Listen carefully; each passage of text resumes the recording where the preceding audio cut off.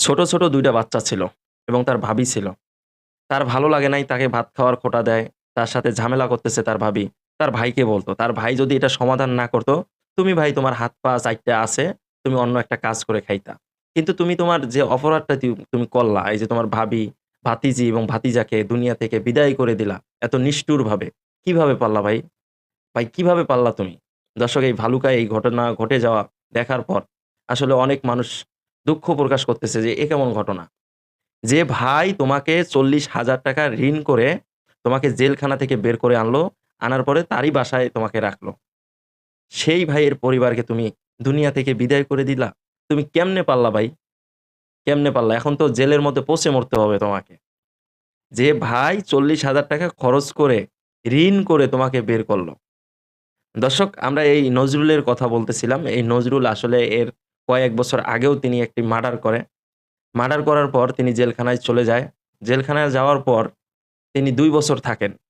কিন্তু তার বড় ভাই রফিকুল, তার ছোট ভাইয়ের কষ্ট সহ্য করতে পারতেছে না। যে আমার ছোট ভাই জেলখানার মধ্যে, আমি বড় ভাই হয়ে এগুলো দেখতেছি।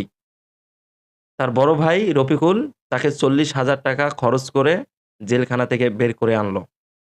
আনার পরে তারই বাসায় রাখলো। যে, "ছোট ভাই আমার বাসার পাশেই থাক। চলার মতো যে খরচটা লাগে তুমি ওইটা করো।" তার বড় ভাই রফিকুল ছোট ভাইকে বলতেছিল যে, "কিছু একটা করো। তোমার চলার মতো যে খরচটা লাগে এইটা তুমি অর্জন করো, জোগাড় করো।" বড় ভাই ছোট ভাইকে বলছিল। ছোট ভাই জেলখানা থেকে এসে রিক্সা চালাইতেছে। রিক্সা চালাইতেছে ছোট ভাই। রিক্সা চালানো আয় রোজগার অনেক কম ছিল। কমই তো থাকবে। একজন রিক্শাওয়ালার ইনকাম আর কত টাকা হতে পারে? ৳৪০০-৫০০ এর বেশি তো হতে পারে না। সবাই তো বেশি ইনকাম করতে পারে না। তো ছোট ভাইয়ের ইনকাম কম, থাকতেছে ভাইয়ের হোটেলে, খাইতেছে ভাইয়ের হোটেলে, ঘুমাইতেছে ভাইয়ের হোটেলে।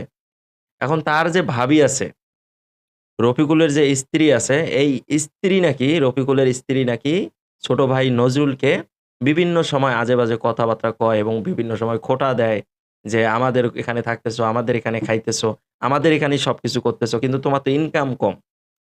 তুমি একটু আয় রোজগার বেশি করে করো।" তার ভাবি নাকি তাকে প্রতিদিন নাকি এই কথাগুলো বলত। এটা তারই আরকি জবানবন্দি থেকে আমরা জানতে পারি। তিনি নিজেই বলেছেন নজরুল।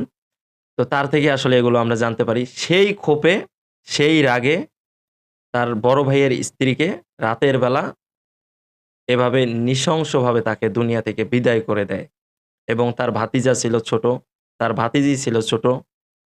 মানে এই ঘটনা সারা বাংলাদেশের মানুষ দেখল।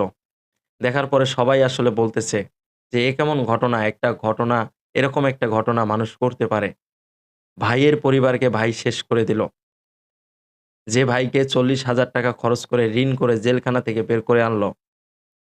এই নজরুল এর আগে কিন্তু চুরির ঘটনায় সে কিন্তু জেলখানায় চলে গেছিল। চুরি করতে গিয়ে কাউকে ছুরির আঘাতে মেরে ফেলে। সেই ভাইকে জেলখানা থেকে বের করে এনেছিল রফিকুল।